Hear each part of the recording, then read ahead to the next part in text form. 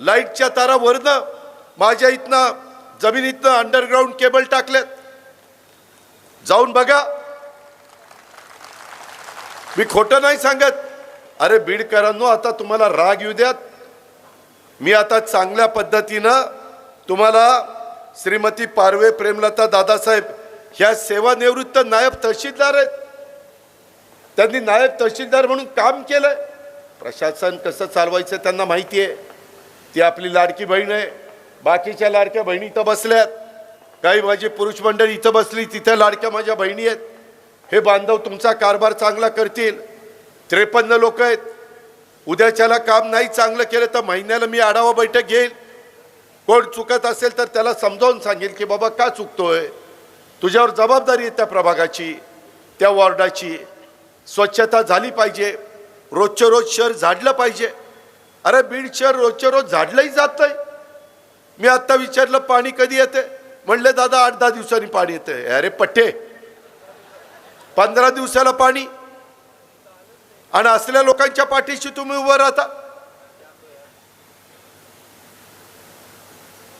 ते इतके दिवस आमच्यात होते, मला विचारलं मग की बाबा ते बी फॉर्म पाठवा. म्हणलं कशाला? म्हणले 53 लोक उभे करायचे, सगळे माझ्याकडे पाठवा. म्हणलं काय तुझ्या काकाच्या घरचं आहे काय? सगळे माझ्याकडे पाठवा, तू काय मालक झाला का? म्हणलं का पक्षाचा? त्याच्यामध्ये सगळे बसतील कार्यकर्ते, माझे मुस्लिम बांधव बसतील, माझ्या लाडक्या बहिणी बसतील, माझे तरुण तरुणी बसतील, माझे वडीलधारी बसतील, आणि ते सगळे ठरवतील ना. अशी एकट्याची मक्तेदारी नसते बाबांनो. मी पण माझ्या पक्षाचा राष्ट्रीय अध्यक्ष आहे, पण तरी उमेदवार ठरवताना खासदारकीचे, आमदारकीचे, नगरपालिकेचे, महानगरपालिकेचे आपण 4 लोकांना विचारतो. ज्यांचा राजकारणाशी संबंध नाही त्यांना विचारतो, बाबा ह्याचं बॅकग्राऊंड कसं आहे. शंका आली तर पोलिसांच्याकडनं रिपोर्ट घेतो, बाबा ह्याचा रिपोर्ट कसा आहे ती सांग. नाहीतर लोक म्हणायचे काय तोंड वर करून बोलतोय आणि कसले दिलेत उमेदवार. लोकांनी पण त्या उमेदवारांच्या बद्दल एक चांगल्या प्रकारची भावना त्यांच्या मनामध्ये निर्माण व्हायला पाहिजे. आज इथं अंडरग्राउंड ड्रेनेज नाही, इथं जॉगिंग पार्क नाही. मला मगाशी आमच्या भगिनी ज्योतिताई सांगत होते की दादा इथं कधी महिला देखील नगराध्यक्ष झाल्या, परंतु महिलांना जाण्याच्या करता जर शहरात आल्या तर सार्वजनिक स्वच्छतागृह नाहीये. कुठं बसावं, काय करावं त्यांनी? आज महिलाही मोठ्या प्रमाणावर पुढे येतात. आज माझ्या 50% महिला म्हणजे 53 जे निवडून जाणार आहेत त्या 53 मध्ये जवळपास 27-28 महिला जाणार आहेत. त्यांचाही तेवढाच अधिकार आहे, त्यांनाही मान मिळाला पाहिजे, सन्मान मिळाला पाहिजे. त्या माझ्या लाडक्या बहिणी आहेत, त्यांना आम्ही समाजामध्ये प्रतिष्ठा प्राप्त करून देतोय. इथं मात्र काहीच नाही. इथली कामं किती घाणेरडी आहेत, दर्जेदार कामं झालीत. इथं डॉक्टर बाबासाहेब आंबेडकरांचा पुतळा उभा केलाय, पाऊस आला की तिथं पाणी साठतंय. हे असले तुम्ही युगपुरुष छत्रपती शिवाजी महाराज, घटनेचे शिल्पकार डॉक्टर बाबासाहेब आंबेडकर, महात्मा ज्योतिराव फुले, मौलाना आझाद, हे महान विभूती जे होऊन गेले त्यांचा आदर्श डोळ्यासमोर ठेवणार की नाही? अण्णाभाऊ साठेंचा आदर्श डोळ्यासमोर ठेवणार की नाही? राजमाता जिजाऊ आहेत, पुण्यश्लोक अहिल्यादेवी होळकर आहेत, क्रांतीज्योती सावित्रीबाई फुले आहेत, रमाई माता आहेत. यांचा आदर्श ठेवा ना. परंतु काही असलं इथं चालत नाही. इथं मात्र वेगळंच राजकारण, सगळं भ्रष्टाचारांनी पोखरलेलं आहे. जाऊ तिथं खाऊ, ही इथला धंदा. कसा रस्ता तुमचा चांगला होणार रे बाबांनो? कसे तुमच्या डिवायडरमध्ये झाडं लागणार? आम्ही त्या पिंपरी चिंचवडचा कसा चेहरा मोहरा बदललाय. मी पहिल्यांदा तिथं केलंय, करून दाखवलंय, बारामतीमध्ये करून दाखवलंय. तेव्हा बीडकरांना आव्हान करायला आलोय, बीडकरांनो तुम्ही मी उभ्या केलेल्या ह्या 53 उमेदवारांना निवडून द्या. मी तुमच्या बीडचा मागच्या 25-30 वर्षामध्ये जे काही वज वाटोळं केलंय ते मी टप्प्याटप्प्यामध्ये बदलून देईन. माझा हा दावा नाही, मी जादूच्या कांडीसारखं एका दिवसात बदलीन.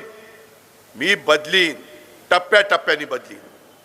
काही बाबतीत वेळ लागेल, तुम्ही पहा, तुम्ही मला त्या बाबतीमध्ये पालकमंत्री म्हणून संधी दिली, इतके वर्ष इथं लोकांनी संधी दिली, काय तुमचं नाट्यगृहाची अवस्था?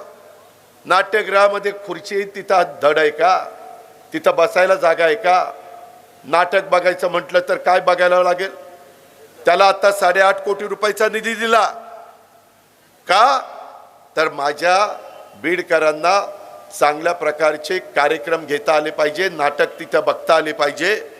आम्ही कंकालेश्वर मंदिराच्या करता निधी दिला. एवढा त्या कंकालेश्वर मंदिराला एक वेगळ्या प्रकारचा इतिहास आहे. 800 वर्षापूर्वीचं मंदिर. इथल्या पुढाऱ्यांना लक्ष देता आलं नाही. त्यांचं काम नव्हतं, त्यांची जबाबदारी नव्हती. का नाही केलं? कुणी थांबवलं? त्याच्यामुळे पर्यटन वाढलं असतं, माझ्या बीडमधल्या लोकांना रोजगार मिळाला असता, वेगवेगळी दुकानं थाटता आली असती. परंतु तिथंही कुठल्याही परिस्थितीमध्ये त्यांनी काही मदत केलेली नाहीये. मित्रांनो, नुसतं एवढंच नाही, एकंदरीतच ह्या बीडमध्ये काम करत असताना मी पाहिलंय की एकंदरीत इथं लोकांच्या मध्ये एकमेकाला फूट पाडून लढवायचं आणि यांनी मजा बघायची, असं नाही चालत.